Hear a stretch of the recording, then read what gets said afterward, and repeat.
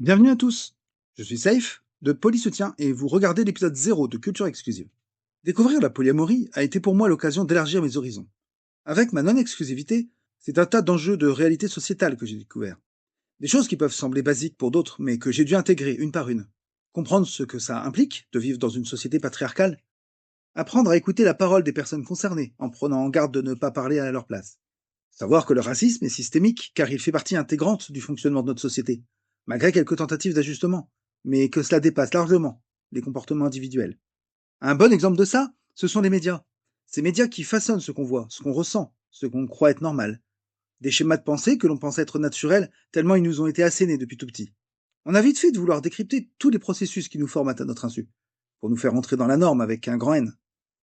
Et pourtant, il y a un grand oublié dans cette vaste remise en question, celle de l'orientation relationnelle. On a beau chercher à se déconstruire, on continue d'être nourri par les mêmes récits présents depuis l'enfance. Les héros virils, les couples hétéros et extrêmement normés sur les représentations de genre. Une valorisation de la fidélité et par extension de la jalousie comme étant l'ultime preuve d'amour, si ce n'est la seule. C'est peut-être là que le bagage militant a une lacune. La société n'a pas seulement ancré en elle la cis-hétéronormativité, elle est également profondément monogame, mettant au pinacle l'exclusivité normée. Certains d'entre vous diront que l'exclusivité dans un couple, c'est un choix. Mais y a-t-il vraiment un choix lorsque le seul modèle qui nous est présenté, c'est l'exclusivité? Que le seul exemple qu'on nous donne de la non-exclusivité dans les médias généralistes, c'est l'adultère? Y a-t-il un vrai choix lorsque l'alternative n'existe tout simplement pas dans nos esprits? Si ça n'existe pas dans nos esprits, pour beaucoup, alors c'est la non-exclusivité qui n'existe pas, tout court. Bon, ici c'est l'épisode 0, on est relax. Je vais vous montrer une petite expérience que j'ai fait pour illustrer ça. Voici un invité spécialement convié pour cette occasion. ChatGPT, dans un échange avec moi pour... Ah, vous allez voir. Bonjour ChatGPT. Je vais te faire un petit test. Je vais te dire une succession de phrases et je vais te poser une petite question à la fin. Vas-y, je t'écoute. J'y vais. Steve a l'habitude de manger presque tous les midis avec son épouse. Le lundi, Steve se mange cependant tout seul. Il se prépare un pique-nique et il le mange seul en forêt. Le mardi midi, sa femme et lui ont mangé dans une pizzeria. Le mercredi, il a invité sa chérie à manger dans un restaurant à volonté. Le jeudi, sa femme et lui se sont fait un petit repas rapide dans un McDo. Le vendredi, sa femme et lui ont rendez-vous avec un professeur de leur fils. Ils ont donc mangé devant l'école, dans la voiture, des quelques sandwichs. Le samedi, il a mangé avec sa chérie dans un parc qui vient juste de rouvrir, un parc municipal. Il a donc préparé un repas froid pour manger ensemble. Le dimanche, il mange en famille avec son fils et sa femme. Très bien, j'ai bien noté tout ça. Alors, dis-moi quelle est la question que tu veux me poser pour voir si j'ai bien compris le récit. Est-ce que tu pourrais me dire l'intégralité de tous les lieux dans lesquels Steve et sa femme ont mangé? Bien sûr. Alors, tout au long de la semaine, Steve et sa femme ont mangé dans plusieurs endroits. Le lundi, Steve était seul en forêt pour un pique-nique. Le mardi, ils ont mangé dans une pizzeria. Le mercredi, c'était dans un restaurant à volonté. Le jeudi, ils ont fait un petit passage chez McDo. Le vendredi, ils ont mangé dans la voiture devant l'école. Le samedi, c'était dans un parc municipal. Et enfin, le dimanche, ils ont mangé en famille avec leur fils et leur fille.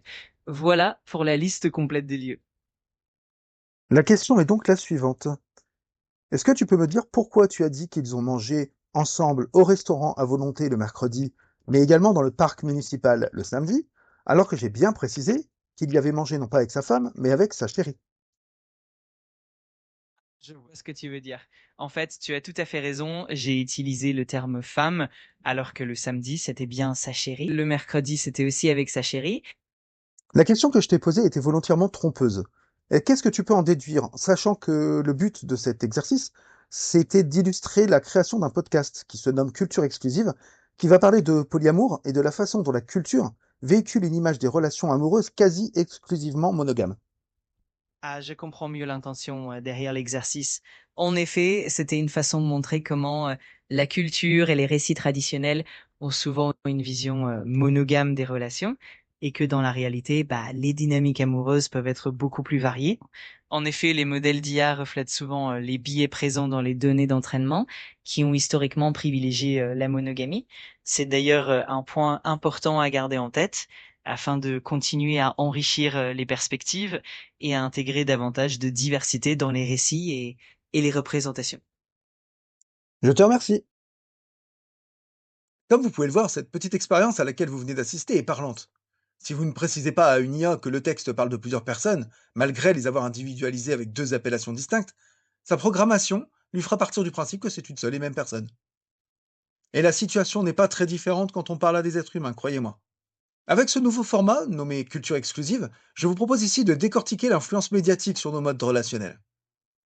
Ce format irrégulier proposera d'analyser la production de divers artistes, d'analyser des films, d'explorer des œuvres littéraires, afin de détailler une évidence.